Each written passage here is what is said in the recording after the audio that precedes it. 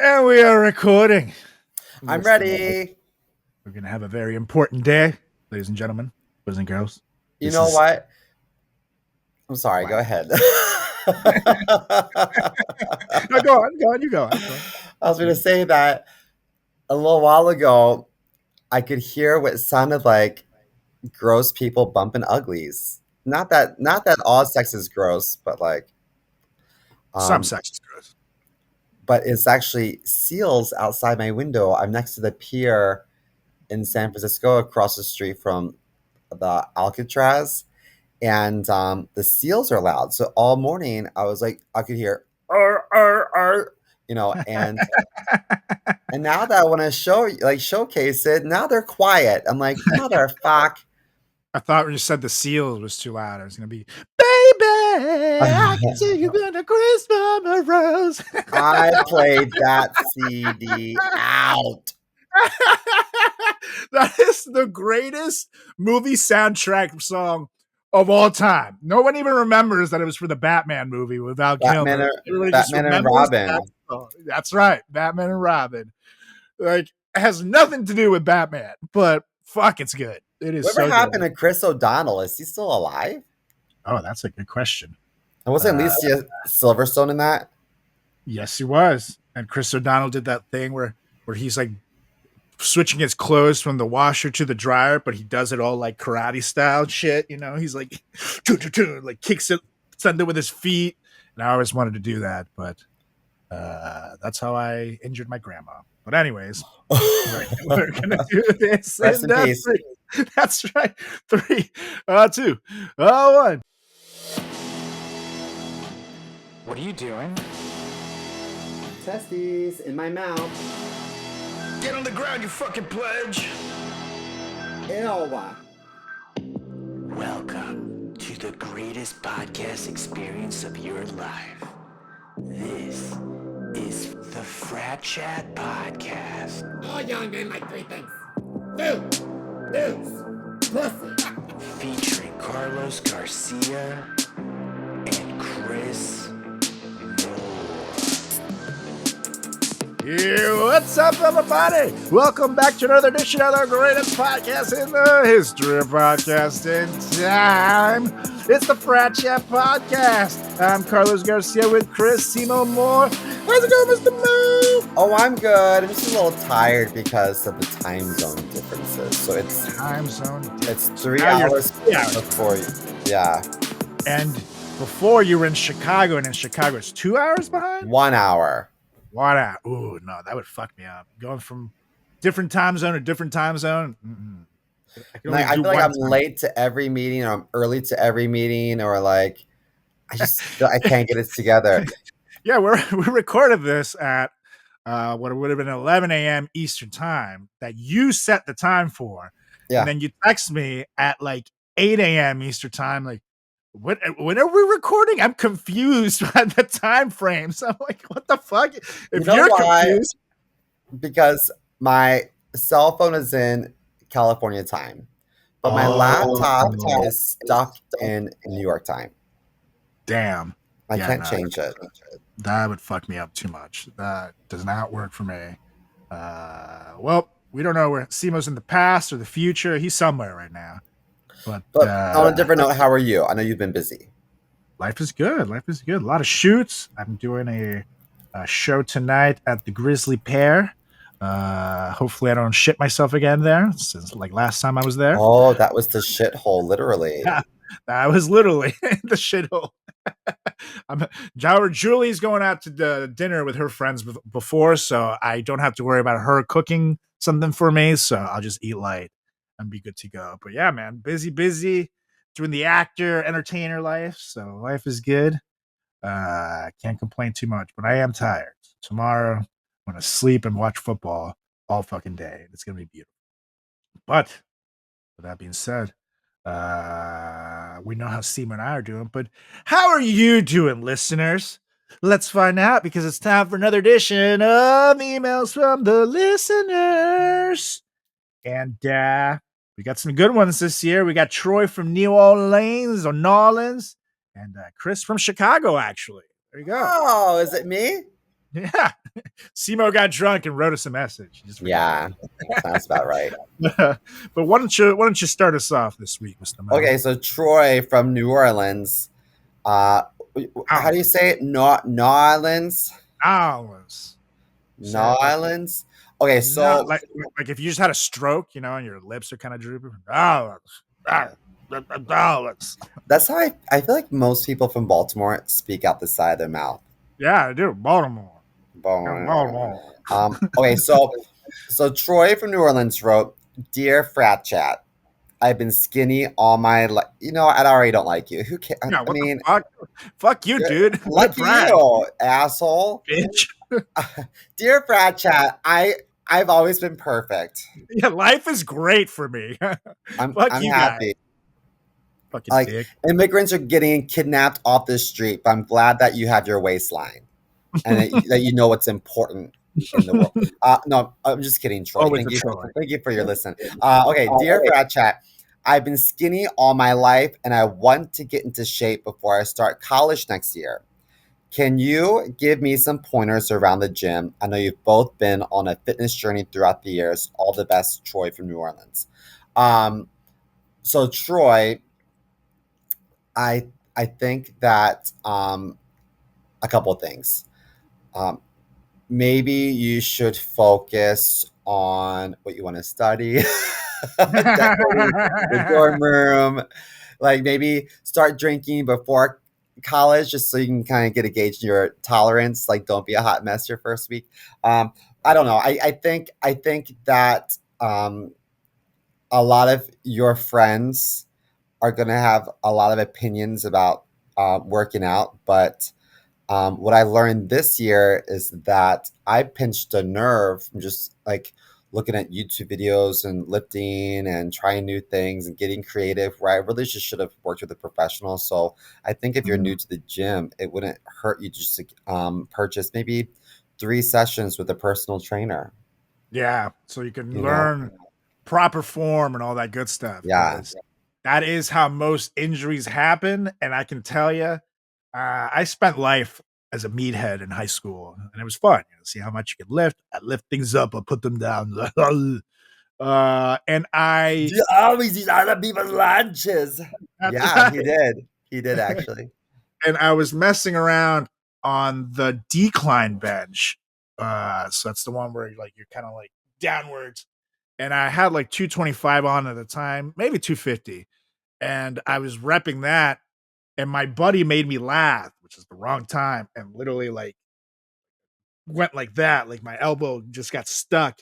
And this has happened when I was 18. I'm 37 now, so almost 20 years. And my elbow is still rickety. Like it still clicks after that. And so many injuries that I built up over time happened from just trying to be a meathead as opposed to learning how to do the right equipment, or doing the right motion, that I still feel to this day. So definitely, Well, definitely, let me definitely. ask you a personal question. Which hand do you jack off with? I think the left. I don't know.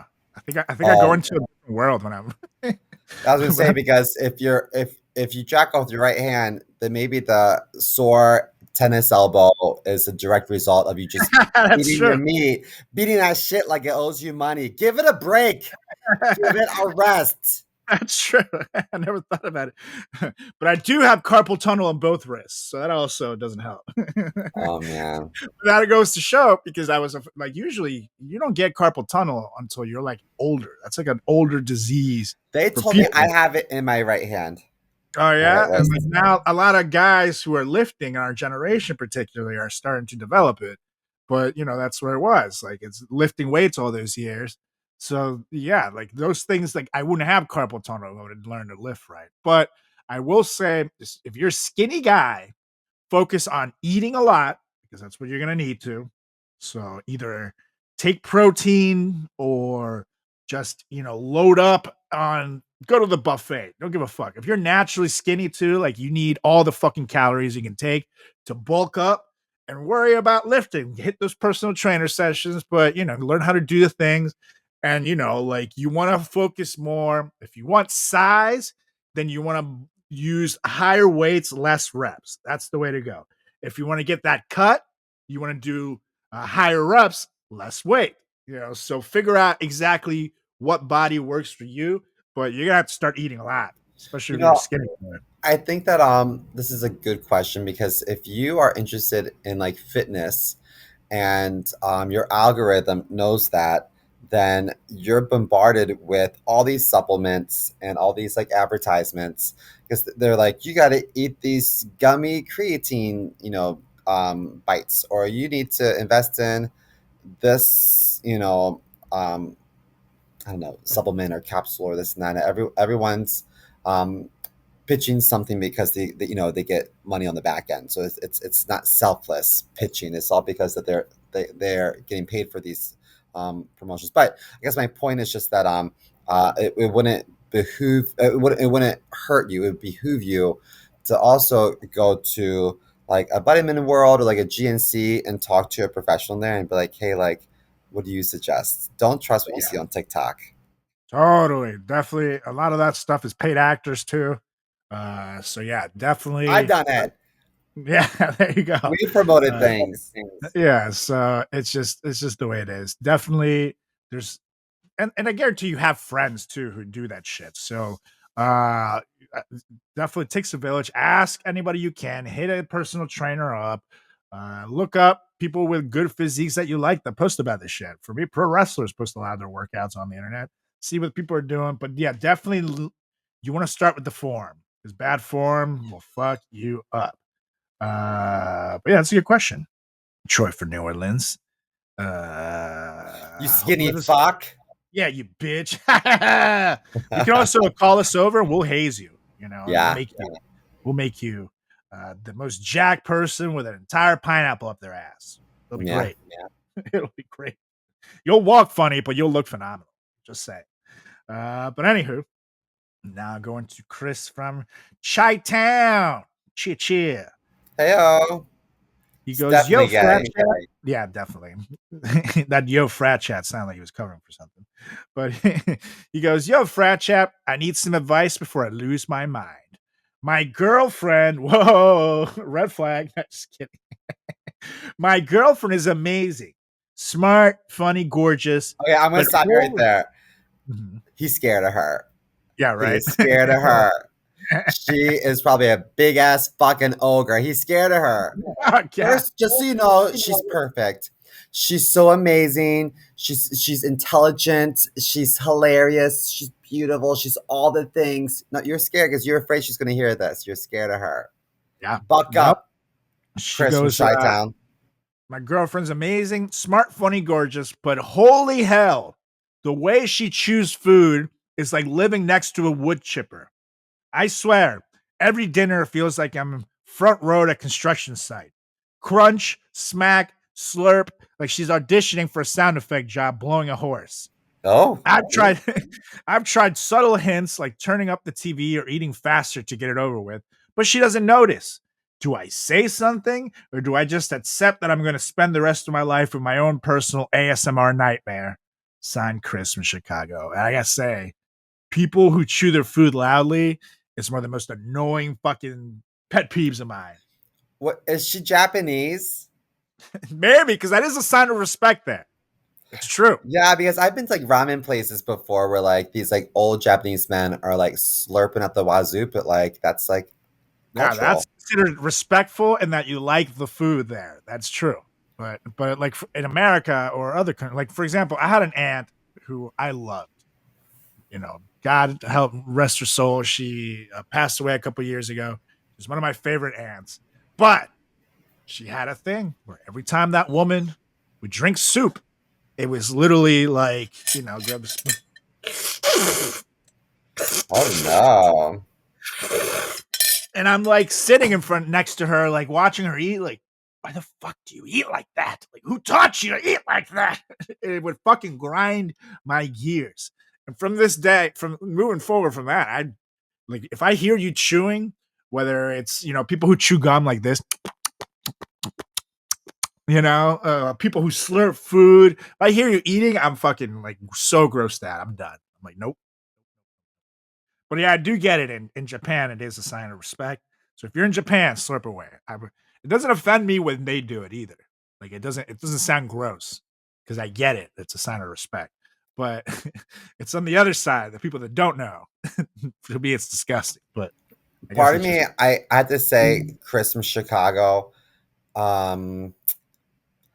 It's interesting to hear you even like um, consider living with her for the rest of your life if you don't have the balls to bring this up.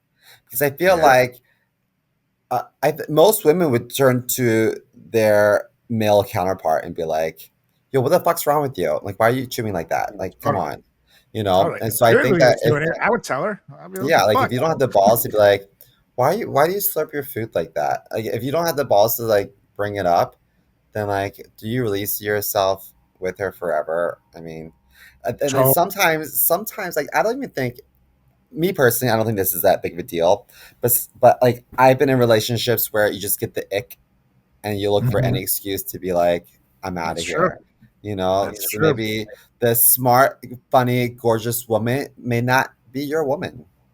True. The ick is a very real phenomenon. People don't realize that. But the ick, because I know the term the ick has just been popularized the last couple of years, but that's a real ass thing. When you feel the ick, it's over. Like nothing lets you bounce back from the ick per se. Like that's it. So I do agree, but I do. I mean, and this is just not just my opinion. Anybody who's been in a relationship, any relationship expert, therapist will always say the most important part of any relationship is communication. It's more important than sex, even. You can't even tell your partner how you want to bang if you don't communicate with them. So, most relationships that fail are due to poor communication. People has something going on, they can't express it, and then they get left in the dust. So, if you can't even have the most basic communication with a relationship where you say, hey, it kind of irritates me when you slurp the food like you're eating your grandma's ass, then chances are you're not going to make it. So, Eat you do that want to work ass. on Eat that ass. it. You don't need silverware. Just go in there. Did you get the poo poo platter again? Cause Oh God, Grandma. yeah, no, communication's key. So sometimes your partner will annoy you. If you can't tell them that, then you're never how are you gonna have tougher conversations in life? So you got to learn to communicate, buddy. That's my tip for you. So I agree. stop being a bitch, Chris from Chicago. Yeah, That's all the Chris's I know from Chicago are big, that's right. sloppy fucking hoes. Talk to your girl. Tell her she slurps shitty and see what happens. And if she dumps you, let us know. And it's not her fault if she does. Just saying. But anyways, Anyways, that was emails from the listeners. Oh yeah. And on to this week's news story. Oh yeah. I'm gonna keep hitting it. Simo yawns. Never mind. Simo gets ready to deep throat that ghost. Now, news story. In a shocking development in the news, Ted Cruz is suddenly the voice of reason, people. And this is something that I never would expect because when things get so backwards that Ted freaking Cruz is the guy waving the free speech flag, you know we're in a bad place in the country. But the drama kicked off after Jimmy Kimmel was kicked off the air for doing a monologue that was deemed controversial after the aftermath of the Charlie Kirk assassination, where the irony of it is that Jimmy Kimmel didn't really say anything. He just aired a clip of Donald Trump's reaction to the murders, where he was asked by a reporter, President Trump, you lost your friend. Huh? It was in a horrific incident. How are you holding up? He goes, well, I'm holding up okay, But if you look over there on the left, you'll see the big trucks in the White House getting ready to make the biggest party ever. Okay, believe me, everyone's invited. they're And we building the made fun of that ballroom. on the air ourselves. Yeah, a lot of So, people did. absolutely. So, playing this clip of Trump's own words got Jimmy Kimmel kicked off the air. Now, instead of just letting late night be late night, which, I mean, this was arguably, it was hilarious watching that clip. Like Trump was so out of touch. But FCC commissioner and known Trumpy and Project 2025 architect Contributor. Brendan Carr Yeah. threatened broadcasters with fines or even yanking their TV licenses for airing it. So basically, government goons trying to muscle TV networks like they're extras and fucking Goodfellas. Now enter Ted Cruz, of all people, Mr. Cancun Ted himself, calling foul, which never thought I'd agree with the man, but he straight up said that this kind of intimidation is authoritarian and has no place in America, warning that punishing networks for political content is a road straight to censorship. And honestly, he's not wrong. Once you start letting politicians decide what jokes are legal, quote unquote, you don't have free speech anymore. You've got propaganda TV. So yeah, when Ted Cruz ends up looking like the sane one in the room, it's not a sign of balance, it's a sign the system is way off the fucking rails. Like if you ever catch yourself agreeing with Ted Cruz, maybe pour yourself a stiff drink because democracy is clearly having a rough night. So what do you think, Mr. Mo? Do you agree with Ted Cruz for once, like me? I do, and I agreed with Marjorie Taylor Greene the other week, because she also was like the voice of reason of all people, because she was saying that like we're sending so much funds and resources to Israel, but America first. Like we've got people starving in America, and like we got people in America who like have like crazy um debt from like medical bills and like school debt, and they don't have that in Israel. Like let Israel deal with their own shit and we deal with our own shit. So like I thought, thank God, like some Marjorie of all people is saying something that makes sense. But then to Yeah. hear Ted Cruz, I'm like, what has happened in the world? Like how is it that I agreed with her a few weeks ago and now with him right now in this I moment? know, dude. I never in a million years would think that I would appreciate anything that came out of his mouth. It's crazy. Totally. And she's also been good about the Epstein files. Like she's like, I'm not backing down Yeah. on that either. That was something that I believed that the president was working to release, and now here we are. So yeah, it's the world. Like, are we in hell? Did we die and we're in hell? And now me and you agree with Ted Cruz and Marjorie Taylor Greene? Like, what the fuck? Or has the world just completely gone off the rails in a ultra right MAGA realm? And now those people are considered lefties. Who knows? Who knows? But it's absolutely insane what's going on. And hopefully we don't get yanked off the air for saying that. But yeah, it's a bitch move, Donald. And if you're pulling people off the air because they made fun of you, then you're a bitch man. Because guess what? Joe Biden just spent 4 years getting called fucking dumb, like deaf mute, that he was dead, a corpse. Did he yank anybody's TV station? While Fox News defamed him day after day for 4 years? No. Just let it Sleepy be. Joe doesn't know where he is. He tripped up the stairs again. He's Right. dying.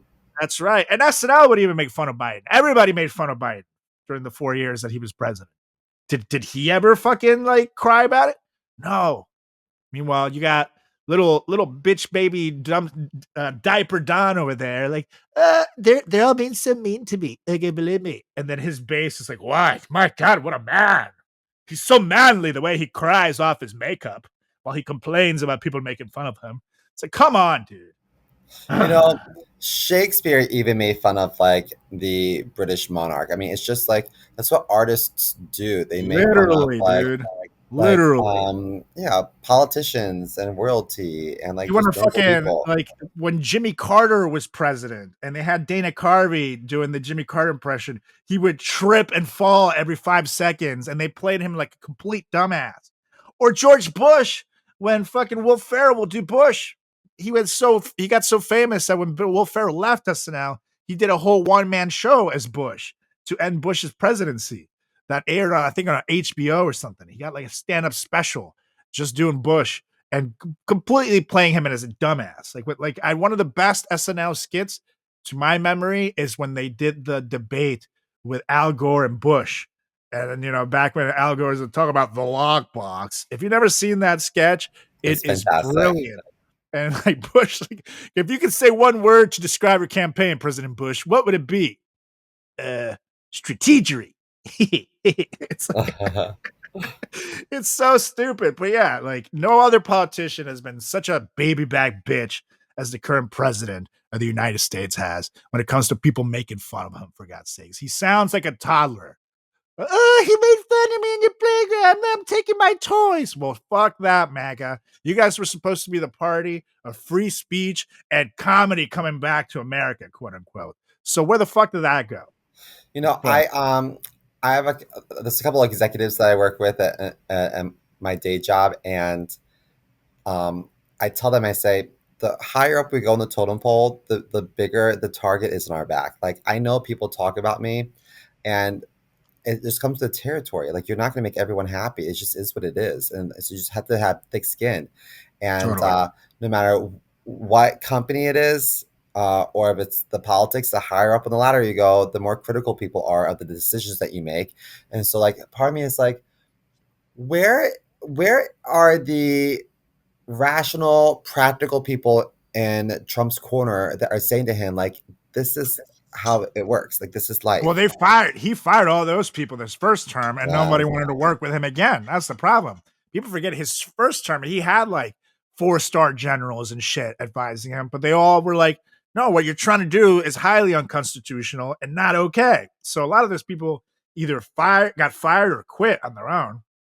But I mean, look at the people he's even tried to hire. Some of them, like the lady he tried to hire to the FBI, ended up leaving within like 2 weeks and shit. It's like a lot of people that are hired that stay is because they're doing illegal shit, and it's on record. It's not even Okay, us fucking making so this up. you know who Tulsi? What's her last name? Gavin, Gabbard. Is she married? I think she is. She Why? gives me major lesbian vibes. Is she a lesbian? She's married to Abraham Williams, a part Maori, part Samoan filmmaker and surfer from Auckland, New Zealand. That's interesting. I don't know. She's a lesbian, but she's been implicated in a lot of pro-Russia stuff. So who knows? Who knows? I'm not not trying to get sued. We don't have the law team here at the Frat Chat podcast, but those are the things that are putting out that people have put out there. So yeah, it's wild. But anywho, it is time now to move on to another edition of Not that. Drag Queens. Oh yeah. And buckle up, because for this week's Not the Drag Queens, South Carolina just reminded us that sometimes the people in charge are way sketchier than the people they judge. Yeah. Yeah, it gets very sketchy. Let's, I think, hit it. Yeah. Magistrate Judge James B. Gosnell Jr., 68 years old, just got slapped with child pornography charges. That's right, the feds raided his house. They dug around, found a flash drive filled with some truly disgusting materials. Had minors, infants, toddlers, all up in that shit. Dude wasn't just dipping a toe into the pool of gross, he ran involved in. Now, on Tuesday, the Supreme Court of South Carolina was like, yeah, we're going to go ahead and suspend you, buddy. With Chief Justice John Kittredge saying that Gosnell's continued service is basically a threat to society, which is the legal version of stranger danger. Now, here's where it gets extra twisted. This is the same judge who handled the bond hearing for Dylan Roof after the Charleston church massacre in 2015. And that's when he dropped the infamous line that made him famous about there being victims on both sides, quote unquote, as if the family of a white supremacist mass shooter needed equal time in the sympathy mic. That's, of course, what you do, right? So people were furious then. And looking back now, yeah, that comment aged like fucking breast milk from Simo's Uncle Ray. You can still drink it, but I don't think it's milk. Fool me once, shame on you, Uncle Ray, you son of a bitch. It's not Now, milk. now, fast forward to now. Gosnell's the one in orange. Not like the president. He's got the orange jumpsuit instead. He's waiting for his own bond hearing on Wednesday. And honestly, the irony writes itself. From the bench to the defendant's table in less than a decade. Talk about a career pivot no one wanted to see. However, with that being said, ladies and gentlemen, boys and girls, frat chatters of all ages, I ask thee, and CMO, I also ask thee, look at this man. Does he look like a drag queen to you? I think not. Because everybody knows that more often than not, it's looking like the call is coming from inside the house. Because once again, it's not the drag queens, people. It's people like this asshole. And he's going to be locked up. So, what do you think, Mr. Mo, of this James B. Gosnell Jr. I think that this is just another example of like it's just it's so upsetting. People have so much to say about the wrong communities. Like they're just so fixated on these marginalized communities, and they like to blame um, anyone that's like defenseless and can't defend themselves. Is kind of what it feels like. Where in actuality, you have these people in power who are complete pervs. What the Totally. fuck? Totally. And I hate it. You look at the description, it seems to point to always the same guy. White, old, potentially MAGA. It's that's a group that seems to diddle kids a lot. So, don't go after us. We're just reporting the news of the shit y'all are doing. So, next time you hear your drunk uncle raving about what the drag queens are doing, maybe show them these stories and not the drag queens. You'll see what the problem really lays. But anywho, that was this week's edition of Not though. Oh Yeah, which means one thing and one thing only, Mr. Mo. It is time for us to get to it. Oh yeah. All right, frat chatters. Today's guest is so important that both Simo and I were real people close for it. This is an amazing guest. This is probably the most important guest that we had here on the Frat Chat podcast. And this person has lived through it all. He grew up in Alabama, coming out in his 20s, getting thrown in jail for a crime he didn't commit. And instead of letting it break him, he turned that anger into action and is now running for the freaking U.S. Senate. He's here to talk about his journey, his fight for justice, and why Alabama deserves better than it's currently getting. And he also has a new memoir out called Don't Flush, From a False Arrest to a Political Awakening, My Journey to Making a Difference, which you can download right now where you're listening to this interview on Kindle and Apple Books. And trust me, you're going to want to read this. Let's welcome Dakarai, Larriett, ladies and gentlemen. Yeah! Thank you so much for having And me, the crowd goes Carlos. wild. I worked real hard on that intro. I hope you know. That was the best intro ever, and I've done a lot of these, so thank you so much. I'm so pumped. Excellent. I'm glad. It'll go downhill from here. I promise. That was my best skill set. That's all I Now, know. who is this Dakarai? I want to meet him. So, Dakarai, your background with this brick reminds me of all of our headshots in the 90s. Carlos, did you Oh, have a yeah. headshot with a brick wall behind you? Well, it's funny. I live in a loft building, and it's the place where everyone does their quinceañera and their graduation photos because it's so beautiful and historic. So, yeah, and it factors a lot into my story, so we could talk about it. That's I love funny. it. I tried for the exposed brick look out here, but my apartment didn't have it, so I bought like fake brick posters to put in the kitchen. Now, if you stand far away enough of it, you might be fooled. But Right. seeing the real thing in the background, I'm like, damn, that looks better. Right. So Dakarai, Carlos makes fun of me a lot for not knowing geography. Now, I know Okay. where Alabama is, but I have a friend. She's a brilliant comedian. Her name is Carlos. You know Maria Wojciechowski? Yes, I do. She's from Alabama, and she said, we didn't live too far from the beach. And I was like, whoa, hold the phone. Yeah, Alabama we have a has a beach. beach? Yeah. I was like, wow, I had no idea. But yeah, it's a nice beach. And it's along, I guess, the Gulf of Mexico, or is it a Gulf of America? What are we Oh, saying on the oh, podcast? God. I don't want to get So canceled. about that, no one even says Gulf of. Everyone just says the Gulf. So, Right. all of these cultural war issues are such a waste of time. I've never Well, heard anybody actually say the full name. I Yeah, don't want right. to get Jimmy Kimmel. That's true. That's true. This is Right. Anywho, speaking of Alabama, you got deep roots in Alabama. So, Yeah. uh, what's one thing about growing up in Birmingham in the 80s and 90s that shaped how you see the world today? You would think. Religion. It is one of the most religious states. I think it's the most religious state in the union. Something like 73, 74% profess to be Christian or of faith. And that really has a huge effect on your upbringing.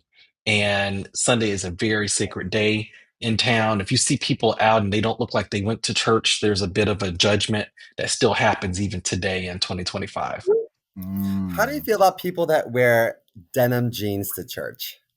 Oh, that was really hard for me, Simo. So I grew up as a Jehovah's Witness. So full suit, Oh, 3 times a week, proselytizing, door knocking. And now I worship as a United Methodist. So it's much more casual. So I think I wore jeans to church for the first time maybe last month. I had to work my way Oh, up to it. all and how right. did you feel? How was it? Were you like looking around, like everybody's looking at me? Like, Everyone else was, but it's a hard adjustment, but it's good to focus on the message and not all of this external stuff. right, right, right. Because at the end of the day, I don't remember Jesus walking around in a three-piece suit. It There didn't you mention go. that in the Bible. Yeah, you know why? Because he was broke. There is a He lot of was details broke. missing from his teen years. So maybe that was the suit up period, and Right, right. they just didn't have time to put that in there. I'm sure he wore period appropriate apparel and a suit in think about it, a suit in Alabama when it's 100 degrees out and humid, that's not really appropriate. I'm a sweater in like 60-degree weather, so I can imagine like You just know, it's, the little light I have on here is making me like squint a little. So I you ever can't hear even. the expression "Jesus take the wheel"? Have you Yes. heard that before? I don't think he could have afforded a car. Oh, no, probably not. I think but it's not really fair to say. Okay, so I have a question for you. So you came out at 21, and Yeah. eventually your parents came around. Even your dad became a huge Will and Grace fan. Yeah, Uh, so, yes. so do you think that maybe pop culture sometimes does more for acceptance, maybe our community, than politics do? Yeah, there is such a value, pop culture, sports, and music. And I would say even before like Will and Grace, think about how having black athletes compete in the Olympics, like bringing them into the homes of people, opened their hearts to black people and music, right? So the early musicians, um, they have done so many wonders for us today. So you're absolutely right. It's a huge service. Totally. And I Yeah. mean, it's people forget because hindsight's 2020 and there's been a lot of time, but like when the Jackie Robinsons first came on, Yes. people Yes. were not happy. And it took a while, he hit some dingers and eventually like that love for your team. It's like that son of a bitch, he's all right with me, like it Yeah, seemed like right, old right. timey folk. I feel like that's how they Yeah. talk. Like, Barry, Now I know that Bill Cosby is not a very nice guy, but to be honest, that was my growing up. I think that I learned more life lessons from the Huxtables than I Mm. did from like my own mom and dad. I mean, don't get me wrong, I have great parents, but like there's some topics that some parents don't like to talk about, and they kind of rely on television to teach these kids these valuable lessons. I totally, agree. totally. Just not Now Quaaludes. And now jumping you into right now, 2025, what made you decide that now, 2025, the year of the Lord, is the right moment to step into politics? You know what? So much was going on with the election of Donald Trump, and what I Who? saw was just you may have heard of him before once or Yeah, twice, that's but right. but I was so disappointed in our country, and I knew that there would be a movement coming, and I think that is 2026. That was kind of the first thing, and then I guess the spark in me personally was my false arrest in Michigan last year in 2024. And when I realized just how powerless I was in the system that wasn't working for me, I knew that I had to do something that allowed me to change the laws. and that's to become a legislator. And in the United States Senate, we can create federal protections for people like me who are falsely arrested and mistreated by the police. Absolutely. Now, taking us back to that night of your wrongful arrest, can you take us through what happened the night of your arrest in Michigan? First things first, you're driving and you Yeah. get that familiar whoop whoop that we all hate. What's going through your head as the troopers pulled you over? Well, I think those flashing lights are scary for everyone, but they're especially scary for Black people and Black men in particular. Mhm. That, when I saw that, um, my first thought was, am I going to make it through this moment alive? And I Wow. don't think that most people Mhm. have that fear. Absolutely. So we were pulled over. I was driving with my friend and put through 7 sobriety tests in the cold, back to back to back. And of course, I was completely sober. So then they moved the needle and said, well, you must clearly be using marijuana. Wow. And I was taken to a local hospital, passed the blood test. So they actually did a blood draw, not a breathalyzer, a blood draw. Yeah. So very invasive, handcuffed and everything through the hospital, and passed that.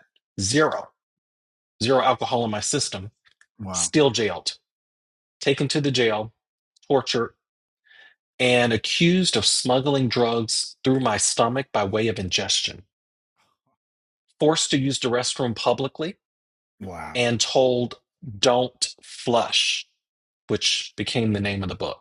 Right. Wow. And as traumatic as the night was, the real trauma for me, the PTSD started when I saw the body and dash cam 5.5 months later. So I fought for the FOIA release through my attorney, multiple emails to the police force. And we get the video. They sent it to the wrong address. They sent it to Michigan. They knew I lived in Alabama. It bounced around. And finally, I get it. And we see the troopers attempting to plant drugs in my car during the stop. And another thing that came out after the incident, we found the trooper social media. So we found racist, homophobic, transphobic posts for years and years and years. So this is just kind of who they are. And from there, tried to hold them accountable with an internal investigation. That went nowhere. And then we ultimately had to sue civilly. Yeah. Wow. Wow. And for those who are not familiar with the case, you can find actually the cop's body cam on him, and this isn't just a small. Oh, he was trying to some people are like, oh, well, they're trying to screw me, blah blah blah.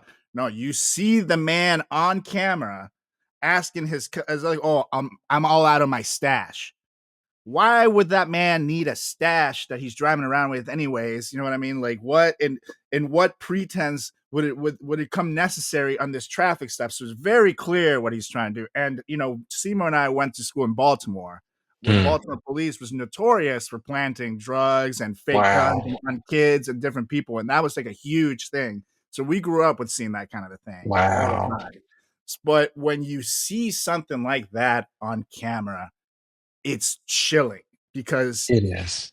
it's the kind of stuff that you see in movies, like the Crooked Cop movie, and and then you're like, this can't be real life. Like this has to be a TV show, and Yeah. we were thinking a man's life is in the balance of this crooked cop. Right. It's one of the honestly, just talking about it right now, I'm a hairy man. I got the goosebumps coming because I can't imagine. I just can't He's imagine, a and it hairy gets man, worse too. and Carlos is a sweaty man too. That's right. That's A right. really sweaty Tough guy. life I live. You doing okay over there, buddy? Ooh. That's right. That's why I don't need to wear a sweater most of the time. I'm usually good, but since you were coming on, I figured let's do the full on. But You no, you're know, right. I've been arrested a handful of times, but I think I deserved every time that I got Oh. thrown in the drunk tank. And Oh, wow. and Wow. I would never want to see the dash cam video or anything because I know that I would just be embarrassed by it. But Oh, no. I'm glad that you have the footage to use in your defense for sure. Okay, so one of the things that you mentioned in your story is that the cops said you smelled fruity. So how did that comment land with you in the moment? Did it Yeah. register as like this is so messed up, or were you just like in survival mode? So survival mode for sure. Now, I'm going to go back to a comment you made, Simo. I've never been arrested. And I'm one of the lucky ones, right? 42 years old at the time, black man in America, never had any negative interaction with the police. So I'm not at all anti police. Right. I'm anti these two individuals. So Exactly. I didn't know what to say. I was stunned because I am stone cold sober. There is absolutely no alcohol on me. There's no alcohol on my friend. I And don't not to use interrupt you, drugs. you're visually like stone cold sober. Like you can, I mean, again, watch the camera footage. This isn't like, my God, you're nervous. Like there's no indication, my God. And we partied hard in college. All right. We've seen people hammered and messed up. This man was as sober as like the picture, your picture showing up next to Sober sober. as the Jehovah's Witness. That's right. Like, come on.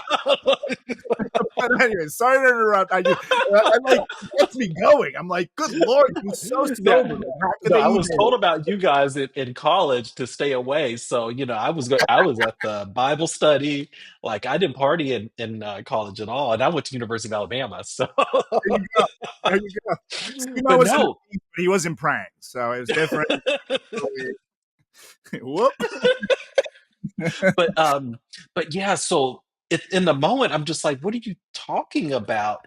And after the incident, they actually let me hold on to my bag and my cell phone. So at the hospital, I'm texting my buddy who's parked my car. Mhm. And I'm just like, what was that all about? Like, they smell alcohol. I'm like, the only thing they could smell in my breath would be toothpaste. Like, we were not drinking at all. And after the incident, I again spoke to my buddy and I was like, what bothered you the most about the night? And he's a black gay man as well. And he was like, all these comments about fruity, like that was homophobic. We clearly were not drinking, like calling us fruity, saying we smelled fruity. And then when I saw the trooper social media and like this guy is obsessed with gay people. It's like every other day he's posting no homo, something about the gays. Um, it's an obsession. We realized and connected the dots. So it took a day or so after seeing his social media to be like, that's what was going on. You Right. know what's interesting is that there's a lot of people, there's a lot of, and not just conservatives. I think majority it will be super conservative individuals, but there's a lot of people, uh, especially even in Congress, who are obsessed with what happens behind closed doors, are obsessed with um, not just gay intimacy, but also like what's happening, in the drawers of people who are transgender. It's just like there's such an Yeah. obsession with things that are so private. And let me tell you what I Right. don't think about. I don't think about straight people and like what they and then them bumping uglies. I don't give a Right. flying freak about any of that shit. So I just don't understand. And sometimes I think it might be a little projection. So maybe this cop Oh had yeah. some curiosity. Maybe he has some fruity Victoria's Secret spray in the glove box of his car, and he's a little embarrassed about it. That's why he has to stash a weed to hide the smell Yeah. It's of the it's a guilty conscience. Right, right. You know what? He's accusing everyone of having alcohol on his breath, but he might have dick on his. So maybe he should Oh. put himself under the microscope. But People I people are do wonder crazy. about that. I do wonder about that because you think about the Republican Party, the party of freedom, like don't take away my guns, don't take away my freedom of speech. Um, Allow other people to worship they want the way they want to love the way they want to. That doesn't do anything to you. And Totally. that's a lot of the things we talk about in this campaign is like get politicians out of your bedroom and out of your doctor's office. Right. And there is ultimately a little projection there. We ran a story here in the pod about the last RNC week where Grinder was crashed not once but twice. I And heard a about new that. study just came out that shows that if you look at MAGA's porn searches, which I don't know why they're looking at that, but someone is. That's what happens when you give government control to look in your drawers, you know. But they're finding out that a lot of their searches involve transgender sex. I So saw that study. there is a bit of projection there for sure. But Yeah. with that being said, you know, you mentioned that you found all this crazy social media for the cop. You know, when you're digging around and you're looking at this, what shocked you the most about what you found? How blatant it was, and it went over years and years and years. So we included that in the lawsuit. And this is the racket that's going on up in Michigan. We pay our tax money. We buy all this equipment, right, for body cam and dash cam. They sit on it for months and months and months, redact it to make themselves look good, share that to the judge, and then the judge goes, I don't see a crime here. Right. And that's how we got the original case dismissed.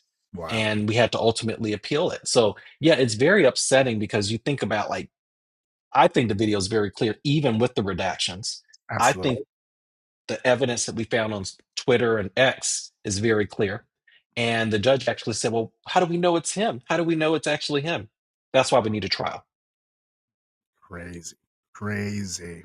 And I mean, you can't ignore the fact that his mom, his sister, and his friends in the police force are commenting on his post for years and years and years. I mean, that would be a really, really, I guess, creative way to frame somebody. Yeah. Yeah, right. Someone with a lot of time on their hands. Yeah. Wow, that's crazy. And you know, The you cop think sounds like a total dick. well, this is also the problem of us investigating us. Like, how is that even allowed? But that's a whole Oh, another conversation for a whole separate day that we can. But it's oh my absolutely gosh. it's Oh like yeah, they came back with a three-sentence rebuttal and they said they found no wrongdoing. of Everything was course, handled professionally.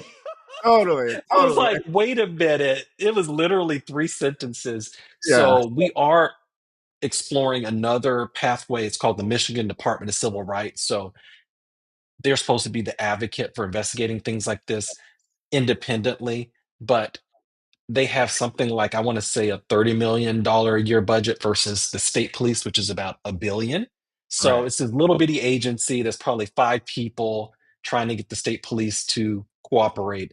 I'm not hopeful, but we're going to go down that path as well. totally. And however, maybe they'll pull out the chapter 3, section 2 in the Michigan book where it says that every cop has to carry their legal stash of weed with them just in case. Yeah. You just never know when it's going to come in handy. You know, fighting a very strong So, crackhead. You have to bring him down. You have to throw weed at him. And that's how you save the day. do you think So at least so? the thing we're not thinking about the car. Are state cops the problem, or is it inbreeding a problem in the Oh, Midwest? yeah. What do you think it is? We've all been there. I mean, I'm not saying we've all been there at a family reunion. We've all driven through Yeah. Oh, cornfields in like Indiana. We've seen that like oh, the Midwest has some work to do. Okay, so I have they a do. question. I feel like a lot of people would have just tried to forget about this and move on. They'd be like, I don't want to relive this experience. I don't even want to think about it. I'm going to talk to my therapist and then put this behind me. But what made you decide? No, I'm actually going to fight this and I'm going to fight big. So what Yeah. was that turning point? When did you come to that conclusion? Well, you know what? Actually, talking about it and writing about it was part of my therapy from my therapist. Hmm. And that's what spawned the book. And the idea that I could actually change things for the better for other people.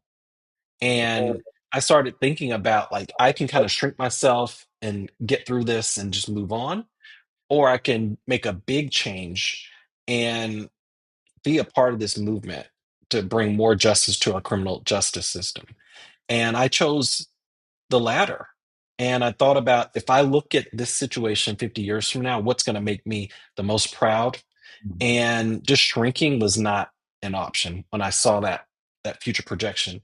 And one of the things I talk a lot about in my book is the generational fight that we are on for civil rights, and it's a relay race. And I start the book off actually recounting a story of my grandparents being stopped by the KKK in 1957 in Birmingham. And I Ooh, kind of juxtapose the flashing lights of the squad car and the flashing light of the burning cross in Birmingham in 1957, and how some of these things have not changed at all in 60 plus years. Right. Wow. So we Wow. have a responsibility now to keep that fight moving. Of course. Absolutely. That's so you can make sure it doesn't happen to someone else. Exactly. Now, with that being said, why run for Senate instead of something, starting smaller like a city council or state rep? Was it the level of change that you could actually bring upon? What made you decide, let's go for Senate? Yeah. I thought about many different roles that I could do. And at the end of the day, I want to change the laws. And I want to drive a national dialogue around what happened to me and hold the leaders there accountable, including the governor, Governor Whitmer, who has been asleep at the wheel on this matter. She appoints the head of police. And I had 3 meetings with her office, nothing happened. So part of it is practical in that if I were to be sworn in, I could change the laws in that chamber. Right. Part of it is the run itself. So I have a year and a half now platform to drive accountability and attention to this matter. I've already drafted legislation. It's run in op-eds. That wouldn't be happening if I were running for city council here in Birmingham. Right.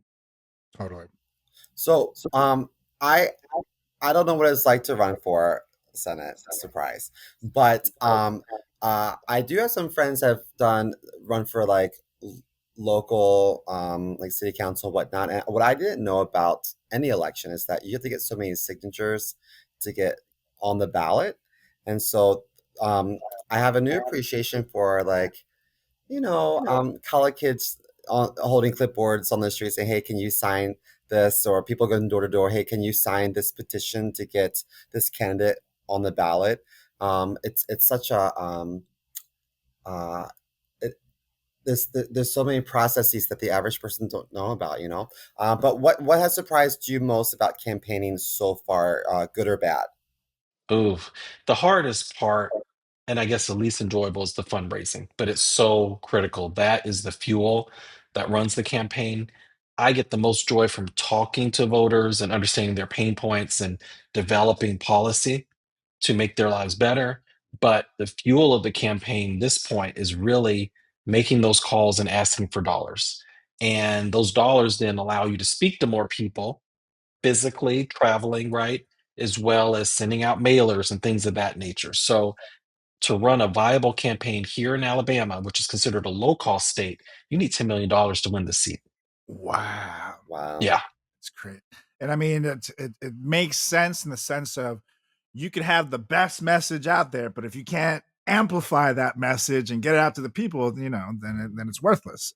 It's exactly. And one of the things we're trying to do with this campaign is be creative. So it is difficult for Democrats, progressives to raise money in Alabama, but we've done really well with getting media attention, and being on programs like this allows us to speak to more people in a cost effective manner. And at the end of the day, it's people who vote. absolutely. Yeah, and I also, have you heard the expression "culture eats strategy for breakfast"?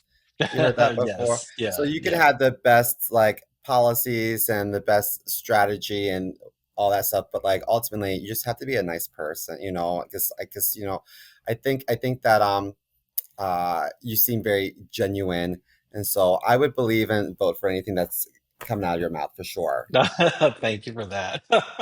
It's good to know. But that's what I'm trying to do, is get out there, meet as many people. People like voting for people that they like, right? So Right. Yeah. thank you for introducing me to some of your friends and listeners. For sure. For sure. And now we mentioned that you look very trustworthy, but your opponent, Tommy Tuberville, let's say he's just, in the sense of not getting canceled, unique. We'll go with Yeah, unique. I yeah, think we can all yeah. go with that. So, if you win, how do you Uh-huh. want Alabama's voice in the Senate to sound different from his? Yeah. So, couple things. Tommy Tuberville is now running for governor. So Uh-huh. he is looking for a promotion, and Huh. then he's vacating his Senate seat. So it's going to be a competition, and we don't know exactly who's going to win on either side of the primary. So it's exciting because a Democrat was able to win this seat with a similar situation back in 2017. Great. Now, the tone that I'm going to set is going to be very different. And you can look at my track record. It's about bringing people together, Mhm. diverse communities. And I've served the community for 20 years. So I've served on boards helping our LGBT youth in the South Bronx. I've worked on harm reduction, fighting the opioid crisis. I've served on the board of the University of Alabama Alumni Association, making sure that education is cost effective and accessible to all. So that's my track record. I volunteer in my community, I deliver for Meals on Wheels, and take good care of our seniors. So extrapolate that. And we're not going to be doing the culture war stuff and demonizing minority groups within our population who really need our support, like the trans community. Mhm. Yes. I think that I feel like when we have a microphone, we have a platform, and we have to be a megaphone for the marginalized. Yes. Of Totally. And course. people forget that what makes America great is that melting pot, it's that the difference of opinions, the difference, I'm originally born in Venezuela, and then that I can come to this country and make a life for myself. That is the American dream ultimately. So Right.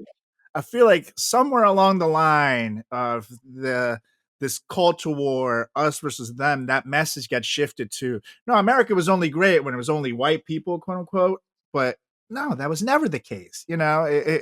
So I appreciate to see, it's a breath of fresh air to see a campaign that focuses on showing Americans that hey, we're better off stronger together than dividing and conquering. So kudos to You you, know, especially I, today's I climate. also think that sometimes I hear people on the far right almost demonize poverty, and they're very judgy, and they base it off of how they interpret the Bible. And it's so sad to me because I grew up in the church, and Jesus' message was very different.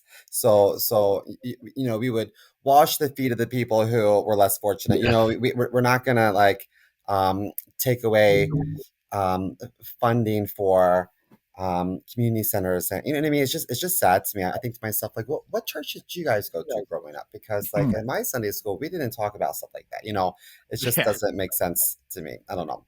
Um, Yeah, that's going to be a big part of the messaging, SEMO. In fact, I was hosted by the Southern Christian Leadership Conference a couple months ago, and that spawned introductions to a lot of different congregations and churches around the state. So it's an important constituent group, and I think that we can see a lot eye to eye. And um, it's not about being a theocracy. It's about seeing these people and meeting them where they are and finding things that we can agree upon. And I think you're absolutely right. Caring for our immigrants, caring for our poor people. At the end of the day, that is the Christian value that I think we can all agree upon. Totally. Absolutely. And I had a question about your motorist bill of rights.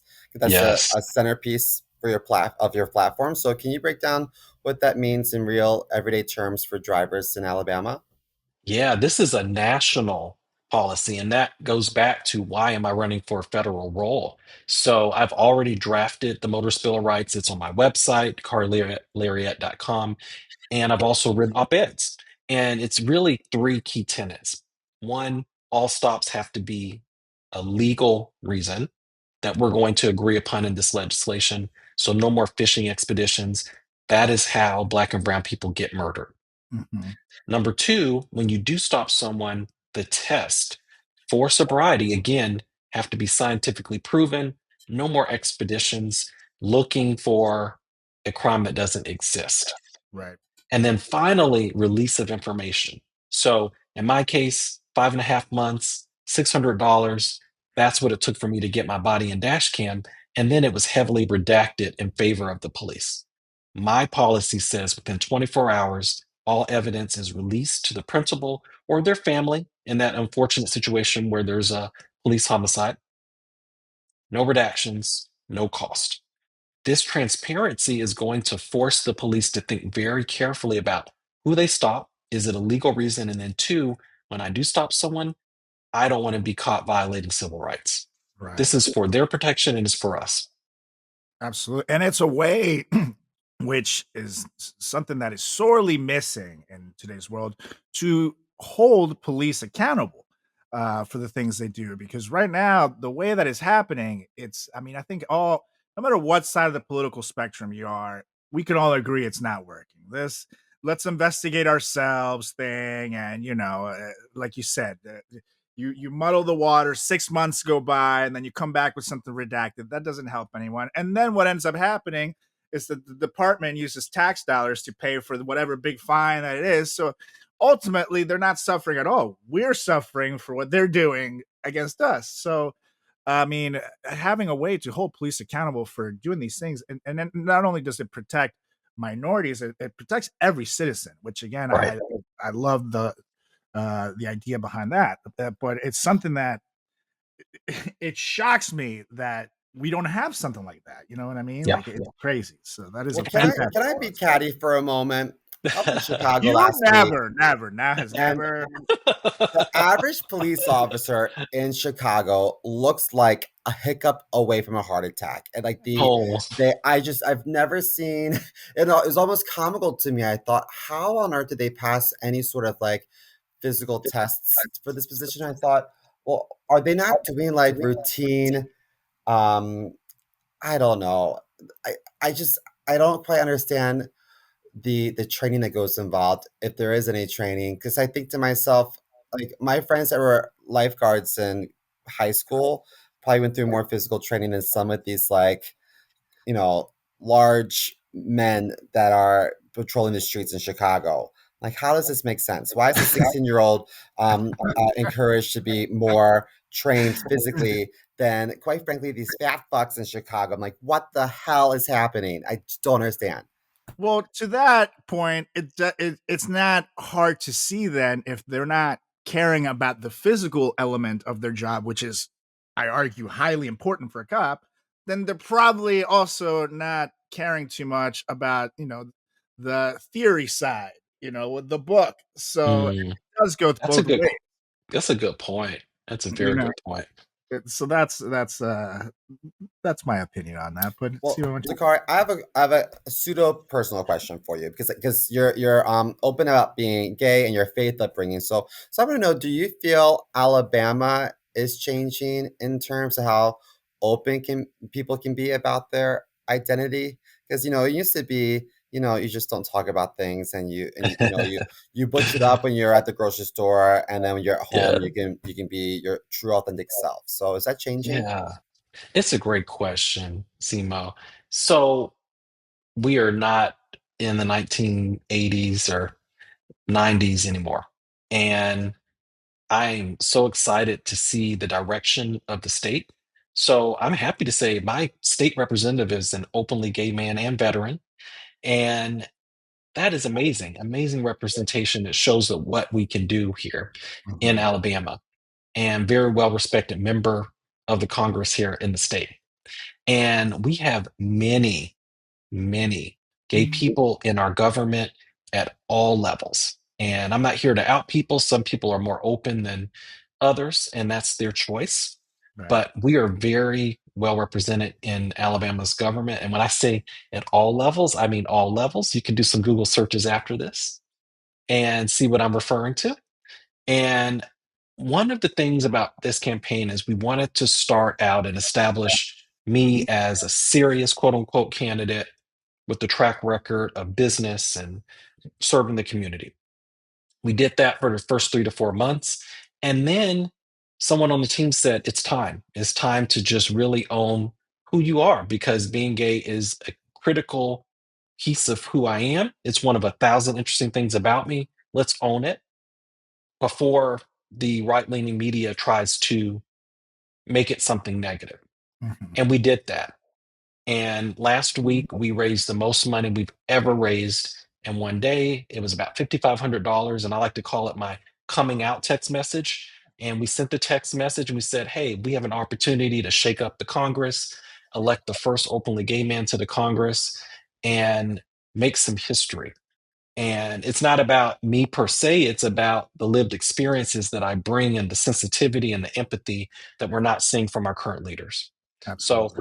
we're comfortable talking about um, what makes me unique, and quickly pivoting back to how do you use that uniqueness to benefit everybody. Absolutely. Now, writing a memoir, while also running for Senate is ambitious to say the least. Like, good Oh my lord. God. I'm glad it's over. It took 9 months. It was Yes. so intense. Okay. Now, what do you think has been harder, putting your life on the page or putting yourself on the ballot? Oh, writing was difficult, but it was therapeutic. I'm only a year, gosh, we have a year and a month to go in this campaign. So I'm doing 2 to 3 engagements a day. I actually had to buy a portable microphone because I was starting to lose my voice. So, like, sometimes I'll have 3 interviews a day and have to do a speaking engagement. And Wow. we're a year out. So my team says this is unheard of. The excitement around 2026 is just so palpable. So I think the run itself is going to be, while enjoyable, physically and mentally a challenge, just kind of looking at the first 3 months. And it's been so exciting, though. I've been up to Washington protesting with Representative Waters from California. I've spoken with Beto O'Rourke, as well as Senator Jones here in Alabama. And Donald Trump was in town at my university, University of Alabama. So this is just the beginning. I love it. I love it. And you mentioned, one of your favorite things to do on the trail is speaking to the voters and getting that human reaction per se from them. What's the most human reaction, quote unquote, you've gotten on the campaign trail so far? Maybe someone saying something funny, weird, or surprisingly heartfelt that you kind of hit home and keeps you going. Gosh, you know what's so interesting is it's a huge state. It's 5 million people. So you're going to find people on opposite sides of each issue, and then they're equally confident in their perspective. So I think overall, like in general, that's what's been so interesting. So, how do you process everyone's opinions? And ultimately, you have to vote yes or no, right? That's how the job is set up. But how do you capture specifically what they're feeling and what their pain points are? And what I really enjoyed the most is learning. So, for example, learning about environmental challenges and communities I didn't even know about. So, we have a community called Lowndes County, and they have not had proper sewage treatment for a generation, something like 20 years. So, people are developing intestinal worms, and it's just a health nightmare. So we have developing world conditions here within the state. Also learning about women driving 2+ hours for maternal care because we don't have rural hospitals and access to healthcare. Again, developing world conditions here within the state of Alabama. Oh And shit! If I they go can, in yeah, labor, oh, yeah, exactly. And we two don't have hour public transit. drive. And we don't Yeah. have public transit either, right? Oh my So god! meanwhile, I can look out the window and see one of the best hospitals in the world, UAB. So it's a tale of two cities. That's what I'm finding the most shocking and interesting. And thinking about ways in which we can bridge the gap. Can we have traveling doctors, right? Can I advocate for the proper funding so that we can do right by people who are not getting proper sewage treatment? That's Right. really been very interesting. Absolutely. I think that okay, so in my family, I have very polarizing perspectives on the political spectrum. So some people feel one kind of way, some people on the other end of the pendulum. And so I think that when it comes to like, let's say, um like guns. I've got Mm. people on one side of my family who are like, everyone should have all the guns, give them more guns. Another side of my family is like, let's take the guns away. Like you don't need all those guns. So uh what I try to do is remind everyone that we're not that different in the sense that whether you want more guns or less guns, gun reform or not, none of us want kids shot in schools. So Right. there is something that has us, all in common. We all share a similar sentiment. We just have different ideas of how to approach that, but we're not all that different. And I get the sense from you that you're more inclined to maybe bring people together and to focus on the things um, that we all have in common, as opposed to dividing us further, like our current administration seems to be doing. So I have just kind of, I guess, a fun question for you, and that is, if you These next two are listener questions, so these are Ooh, love yeah. it. specifically for you. Love So it. if you were not in politics, Mm. what reality TV show would you dominate? Okay, an We're asking the apolitical hard reality questions, TV as you can show. see. Some type of creative show. I'll share I was a ballet major in high school and love the arts to this day. So something creative, maybe judging a dance show, that would be fun. Okay. Oh, that'd I be don't know, but I don't get a chance to watch a lot of TV now, so I'm not sure which ones are still on. well. Dancing with the Stars is back now. Okay, I could judge that. You can totally do it. You can totally. I can see it. I can see it. And you're Judge, I don't nice want to too. dance anymore. I don't want to dance anymore. I'll be behind the scenes and judge. You look like you'd be nice too, so you wouldn't crush your dreams too much. So that's Right, nice. It's a nice constructive balance. But criticism. it's the Constructive. nice ones that like really go for the jugular though. So I don't That's know. true.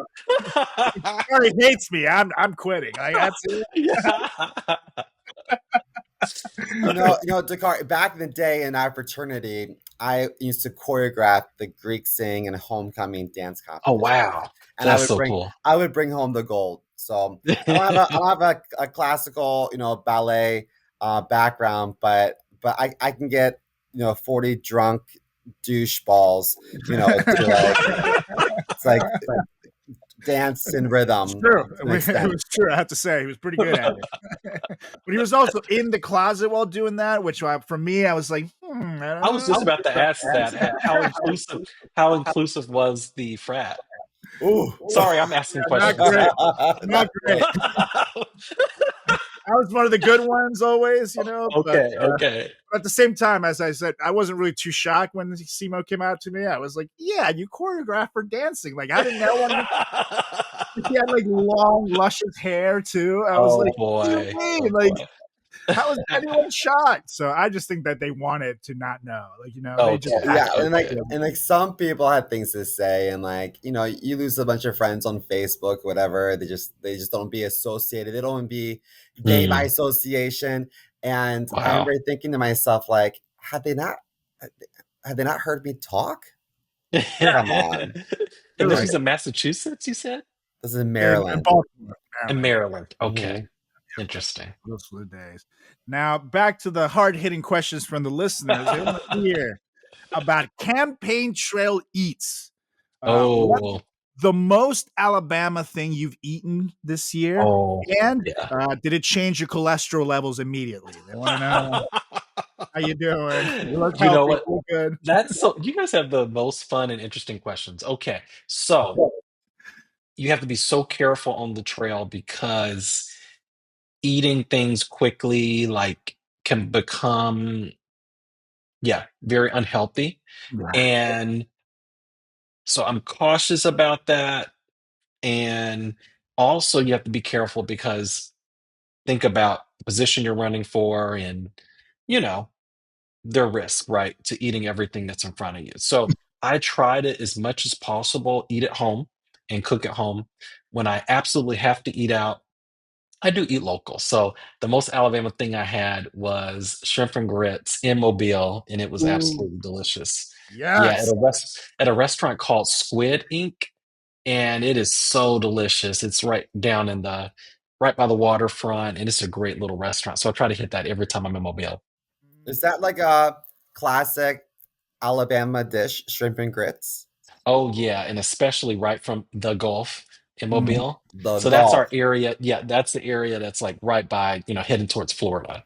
It's called a callback, people. That's called a callback. Yes. That's I have a lot of colleagues internationally, and they all they look at American politics like a reality TV show, and they giggle so Oh much. They're boy. like, "What is happening?" And they were so fixated on like, "Why are you changing it Gulf of Mexico?" I said, "From Gulf of Mexico to Gulf of America." I said, I don't know. I don't know why they're focused. There's so many things to focus on, and they're so Right. fixated on the dumb stuff. And then I joke with my team. I say, guys, like, be nice to Donald Trump. How can he be racist if he wears so much bronzer? Let's think about that. You know. Yeah, he So hasn't been white in like 20 years, to be sure, to be fair. That's true. like he supports Very immigration. Look at his wife. So I try to keep it light and fluffy, but like American politics are on everyone's lips. It's a topic of discussion internationally. Everyone's so Yeah. interested as to what's going on in our neck of the woods. It's crazy. I'm saying that because not only do we have a handful of listeners in America, but we're actually listened to in I think 71 countries. So 72. Wow. 72 So countries. Oh, not right, we're That's 72. rocking. amazing. We're rocking. Yeah. That's awesome. So a lot of people are going to hear your story and have things to say for sure. Good things That's to say great. on your behalf. We have the best listeners. I Yeah. love that. That's amazing. Now we have two final questions for you in closing. Simo, All why don't you right. take the first one? So if someone listening is frustrated with politics and feels like their vote does not matter, what would you say to them? You know, look at the math. I'm a math and numbers guy. Here in Birmingham, we just had an election, 22% turnout. And that is of the people who are registered. Think about all the people who are not. So we have a real opportunity if we show up. It really is a numbers game, but so many people are dejected, as you just mentioned. And when I think about these elections where someone wins by one or two votes, like that's the difference between not having a democracy and being able to be proud of our country and for it to be here in 250 years. So I try to remind people of that your voice really does matter, but it's all of us together showing up. Absolutely. Absolutely. And now, for anyone that wants to follow your campaign, support you, or check out your book, Don't Flush, where can they find you? Where can they follow you? Give us the deets for the listener. All right. DakariLarriett.com links you to everything, all the social media, the book, and we just can't wait to hear from everybody. And thank you for your support. If you can donate, great. We also will be looking for volunteers very soon to do phone banking and then to get out and knock on doors next year. Absolutely. And no, we will also be including all this info in the episode description. So make sure you do a little reading in there and on Spotify, iTunes, wherever it is that you're listening to this bad boy. We'll have all those links in there for you. But in the meantime, Dakar, you have been fantastic of a guest. We are so happy and so proud that we're able to have you on and do anything we can to help amplify your amazing campaign and your amazing story. So thank you so very much for joining us today. You are the best. Thank you Thanks. so much, You Simone have a Carlos. great spirit about you. You seem like just a very nice guy, and I think we need more just nice people in seats of power. So I wish you all the best. Likewise. Thank you guys so much and Thank have a you. great day. You You too. too. All right, you guys, that was our amazing interview with the one and only Dakarai Larriett, and he was awesome. Hopefully, we can bring him back once we get through the campaign, or even closer for a campaign update. But we try to bring people together each week on the show with a little comedy shit. So it's nice to see somebody taking that approach into the political world, because I do think we need it. So shout out again to Dr. Larriett. He is the man. I'm about to move to Alabama myself so I can vote for him. Hell yeah, that's what we do. So Now that we know there's beaches in Alabama, let's go. and don't forget, we will include all the links where you can follow him, check out his book, all that good stuff in our episode description, right here on the FratChat podcast, wherever you're listening to. But in the meantime, check out his memoir, Don't Flush, From a False Arrest to a Political Awakening, My Journey to Making a Difference. And also, make sure you give us a follow on all our social channels. Check out FratChat Podcast on Instagram. Check it out on Facebook. Check it out on Threads. Check it out on YouTube, on Twitter /X. You can also give me a follow as well. CarlosGarciaComedy.com for my website. You can check me out on all socials at Carlos Does the World on Instagram, on TikTok, Threads, YouTube, Facebook. Carlos Does the World on Twitter /X. And last but not least, make sure you follow my good buddy CMO over here at Chris.Moore.comedy on Instagram, TikTok, and C More Comedy on Twitter /X. Oh yeah. It's time for us to roll So why don't you please get us out of here? I like to motion to adjourn this meeting. And I second. All right, you guys. We'll be back next week with another edition of the greatest podcast in the history of podcasts and time. It's the FratChat Podcast. I'll see ya. Bye.